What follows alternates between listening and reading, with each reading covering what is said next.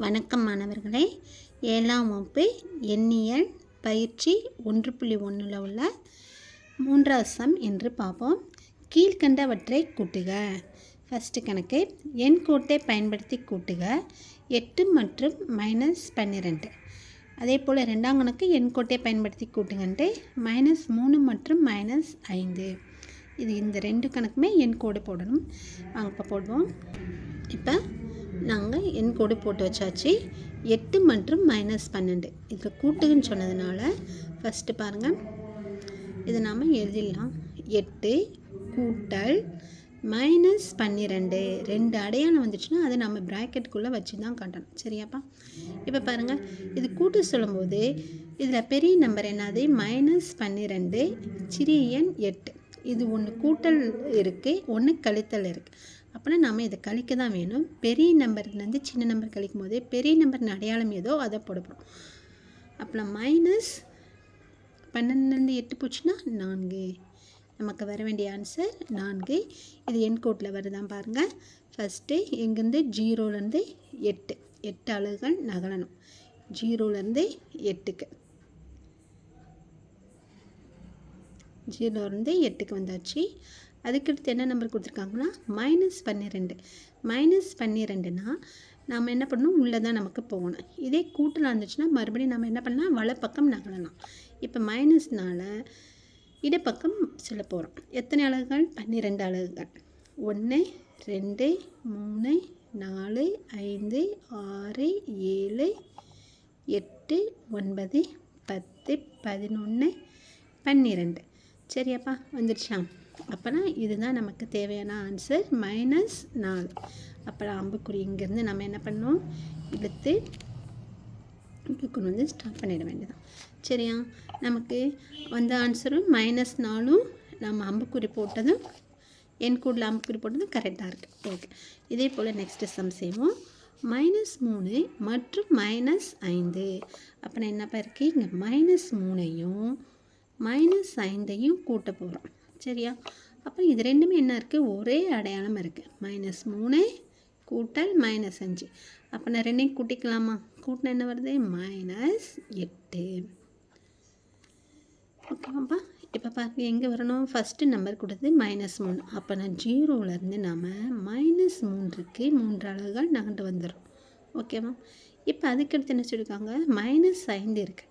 அப்போனா -5 இருக்குன்னா மறுபடியும் இடது பக்கம் 5 அலகுகள் நகல போகிறோம். அப்படின்னா பாருங்கள், 1 2 3 4 5. எங்கே வருது? -8ல். நம்ம கணக்காக செஞ்சு பார்த்தா ஆன்சரும் -8. இப்போ நாங்கள் நகண்டு வந்ததும் -8. அப்போனா கரெக்டாக இருக்குது. இங்கே நாம் அம்புக்குறி இழுத்து விட்டுற வேண்டியதான். சரியாப்பா?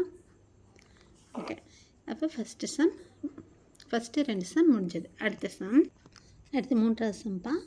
-100 கூட்டல் -10. இப்போ இந்த 2 நம்பரை கூட்ட சொல்லியிருக்காங்க. சைடில் எடுத்து எழுதிக்கலாம். -100 -10 என்ன பண்ணணும்? கூட்டணும். கூட்டுறதுக்கு 2 ஒரே அடையாளம் இருந்துச்சுன்னா நம்ம கூட்டி போட்டுக்கலாம். 2 வெவ்வேறு அடையாளம் இருந்துச்சுன்னா நம்ம கழிப்போம். சரியாப்பா? இப்போ இங்கே ஒரே அடையாளம் இருக்குது. அப்போனா கூட்டிக்கலாம். கழித்தல் கூட்டினா அதே அடையாளம் கழித்தல். 100ஐயும் 10ஐயும் கூட்டினா நமக்கு என்ன வருது? 110. அப்போ நான் இதனுடைய ஆன்சர் -110. இப்போ பாருங்க, அடுத்த கணக்கில் கூட்டல் 20 -72 இருக்குது.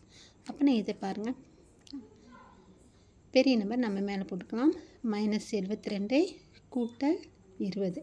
இது ரெண்டுமே வெவ்வேறு அடையாளமாக இருக்குது. அப்புறம் என்ன பண்ண போகிறோம்? நம்ம கூட்ட சொல்லும்போது கழித்து தான் போட போகிறோம். அப்போ நான் பெரிய நம்பர் அடையாளம் ஏதோ அதை போட்டுட்டு 2லேருந்து 0 கழிச்சா 2, 7லேருந்து 2 போச்சுன்னா 5. அப்போ நான் இதனுடைய ஆன்சர் நமக்கு வர்றது -52. அடுத்த சம்பா. 82 கூட்டல் கழித்தல் 75 கொடுத்துருக்காங்க. 82லேருந்து கழித்தல் 75 கூட்டணும். இது ரெண்டும் ஒரே அடையாளமாக இருக்கா? இல்லை. அப்போனா வெவ்வேறு அடையாளம் இருக்குது. நம்ம கழிச்சு போட போகிறோம். கழிக்குதலுக்கு செய்வோம். 2லேருந்து 5 போகாது. அப்போ நான் கடன் எடுத்தால் இங்கே என்ன நமக்கு கிடைக்கிது? 12. 12ல் 5 போக நமக்கு என்னமா வரும்? 7. 7லேருந்து கழிச்சா 7 கழிச்சா 0. இப்போ பெரிய நம்பர் அடையாளம் கூட்டல் இருக்கலாம். வர வேண்டிய ஆன்சரும் நமக்கு கூட்டல் தான் வரும். அப்போ இதனுடைய ஆன்சர் 7. அடுத்து கழித்தல் 48 கூட்டல் கழித்தல் 15. இப்போ இதில் ரெண்டுமே என்ன இருக்குது? கழித்தல் 48 கூட்டல் கழித்தல் 15. அப்போ நான் ரெண்டுமே ஒரே அடையாளம் இருக்கும்போது நம்ம கூட்டு சொல்லும்போது என்ன பண்ண போகிறோம்? அது கூட்டி போட்டுடலாம். பாருங்கள், அப்போ நான் மைனஸ்க்கு மைனஸ் மைனஸ் மைனஸ் 8 5 கூட்டினா 13 13 3 மீதி 1 1 4 கூட்டினா 5 5 1 கூட்டினா 6.